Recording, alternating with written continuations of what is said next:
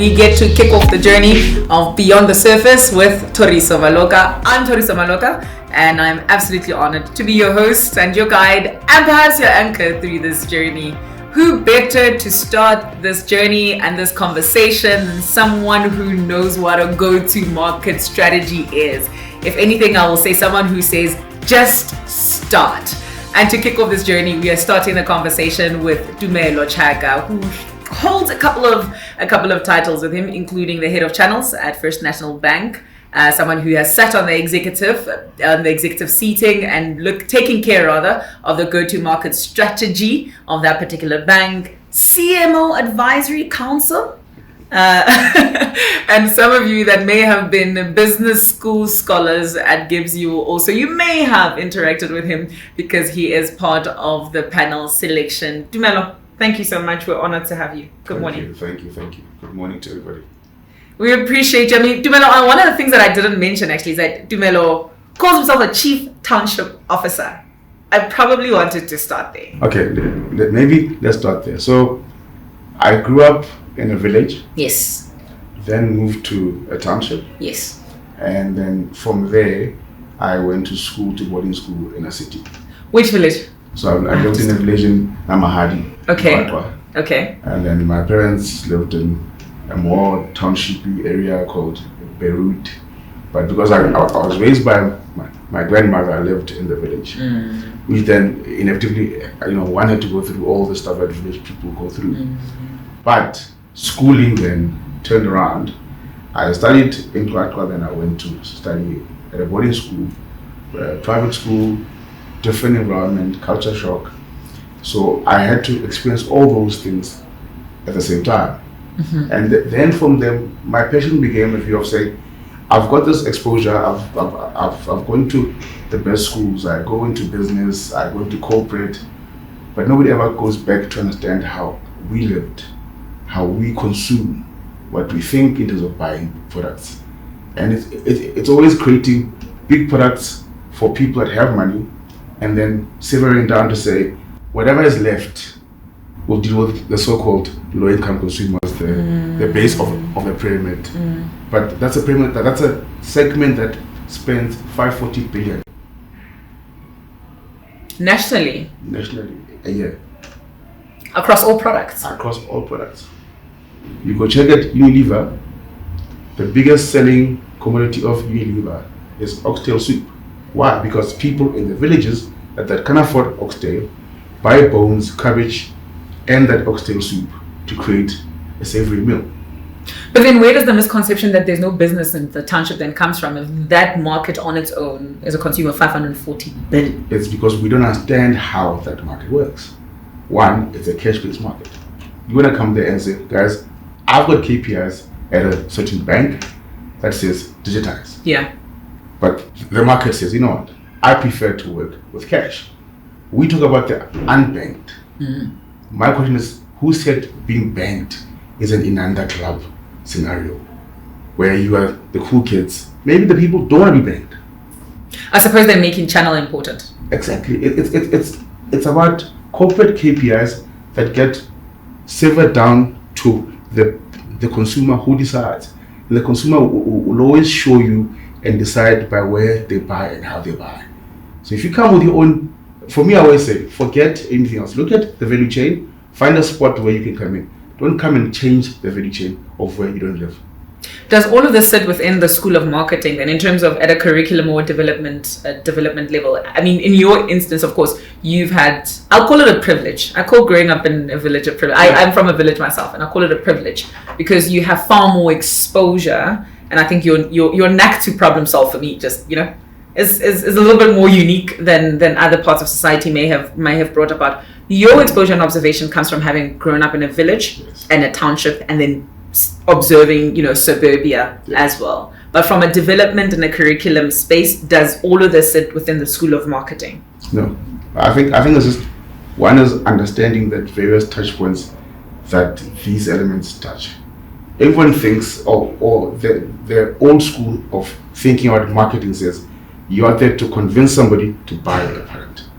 But if we break it down now to more layers, it says you need to know psychology of what people think. But nobody ever thinks putting marketing with psychology as one. Secondly is economics and behavior sense. We always think I will convince the person, but how does that person currently behave? What is their current default trends of how they live, work, eat, and even who governs them? Because remember, in a village, the king is literally the king. And if you can influence the king, they can influence their community and how they think and do. And I'm not a big political guy, but you look at when big parties go and campaign for an election, where they go. They go to a traditional leader who will then influence the community on how they vote. And the bulk of the voting capacity in this country sitting people who earn less than 3,000 a month. But how do you, and I get as a large corporate, the management of that and understanding that we're breaking it down into behavioral economics, we're breaking down to customer psyche and perhaps then designing customer need as we go. We've got the resource and the functionality to design that in a big corporate level. Entrepreneurially, you've got a heart for informal sectors, right? Or the informal sector as well as the emerging market. How do you manage that with the restriction of resource in small business and understanding that when we design our go-to-market strategy, understanding the psyche, the eco, and the part, with the restriction rather? So I've learned that big corporate, they've got money, yes. They can move further. Sure. But they don't have speed, they don't have agility. Why? Regulatory? Yes. Look at the fintech world. For a bank to go and change for FNB to change an e-wallet structure will take 44,000 meetings, so many excos, so many legal and regulatory meetings. For a fintech to change one thing takes one night, one meeting, tomorrow morning is changed. So then, in terms of, if we're talking the aiding of SMMEs in South Africa, then we're possibly then need to dive deeper into building strategic partnerships with corporates? Absolutely. Okay. And that's where I was going to say, if you now open a corp or a small business that runs stock-fell fintech, yeah, right? Corporates can't get to that market. It's a 50 billion market that nobody knows how to get to. But if you have that covered, you can change or you can alter your product as and when you fit, or as and when you find fit. And as you plug into a big bank, you become that agile, speedy business that's able to empower a bank. And that's how they're going to grow. So now, gone are days when you're going to open a big building, Chaka, enterprise. Let's find collaborations with big corporates and bring what they don't have. Now we're told that Stellenbosch and Cape Town are where startups, fintechs, agritechs, all health tech, name all the techs. Yes. We're told that Stellenbosch and Cape Town are where the heart of it is and possibly where the successful ones are. Yes. How do we tone that language down to be accommodative of guys that are not, and of course, Stellenbosch and Cape Town are, if anything, reflective of long money. Correct. Or old money. Correct. How do we replicate that in township South Africa? I think now you're seeing guys who were in corporate that have now exited, big CEOs with big checks, willing here in Joburg saying, we are willing to come in and assist you to go into a township, develop this product, and they too help you to plug into big corporates. But it's slow. It's a very slow way, because for us as black people, it's hard for us to part with our money if we don't have a definite view of what the returns are going to be. You've studied customers. Why is that? Because for me, before anything, before products, before money, the person that buys is the customer. I always say you can create the coolest product that you like, that you can wear, that you can use, but if the end user, which is the customer, isn't in it on it, then nothing works. It's not gonna so the customer is literally the center for me. If you fully understand, and let me give you an example. Let's look at the taxi industry. It's a very volatile industry. People there think however, or we think they think however, but it's the most organized, structured business you can ever find. There's order in associations. There's order in how people address each other. There's order in how people, even when buying taxis, the chairman has to issue an instruction to the association on who is buying a taxi next. It's not just that, we hear... So it's just orderly on the outside, but internally... No, because we don't understand. Okay. So we think that there's no order. But once you get in there and fully understand what's happening, you see that there's structure. It's more formal than a formal business incentive. That's... I'm pausing and I'm stuttering a bit because that is... We said, earlier on before we even went into conversation to say there's going to be some unlearning that comes with it, because your side and your active work with consumer insights allows you information such as this one, right? To say that, no, actually the taxi industry is quite orderly, except we don't understand it and therefore receive it in quite a disorderly manner then. Let's move into diversification. Because here's a point where I'm just unlearned on the operations of the taxi industry and it being such an orderly.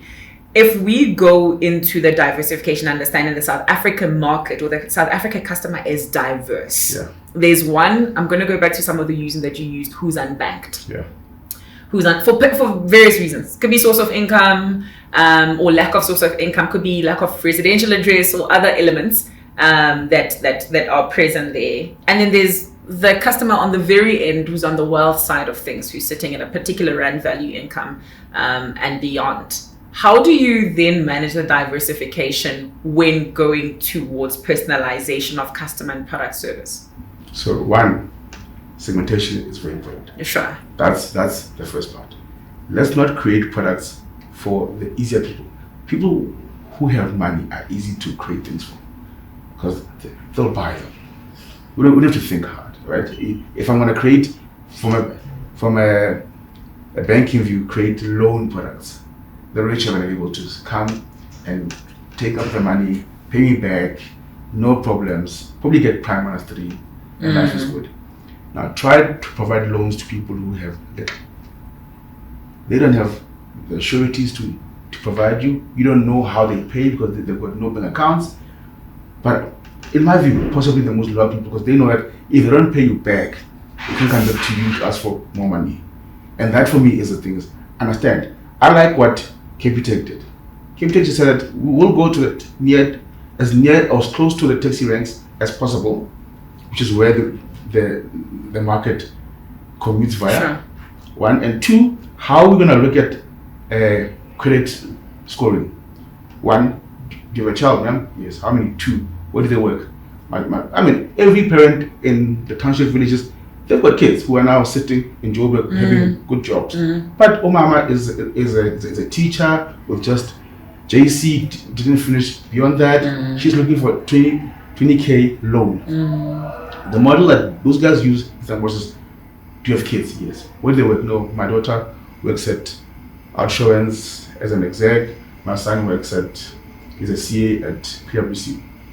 Based on that data that they've got, they know that the cultural nuances of black people is that we will never leave our parents in the streets.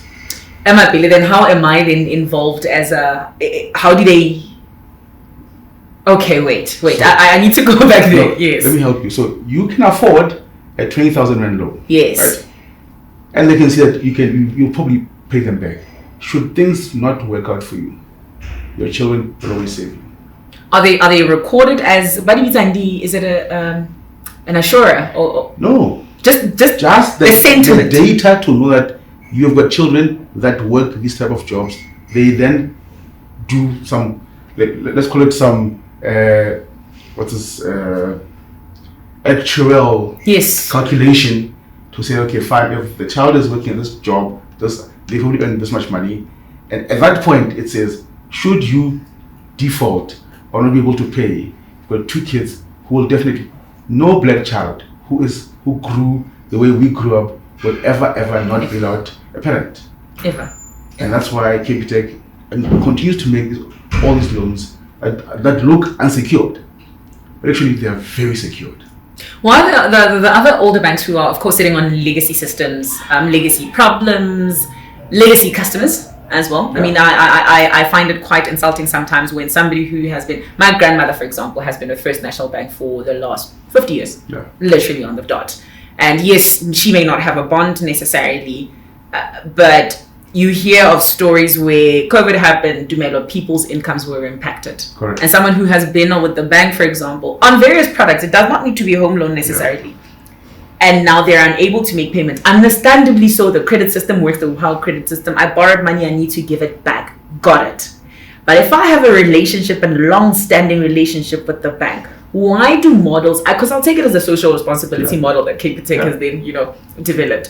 Why do the other banks, why have they not sort of jumped onto that? Or have they perhaps?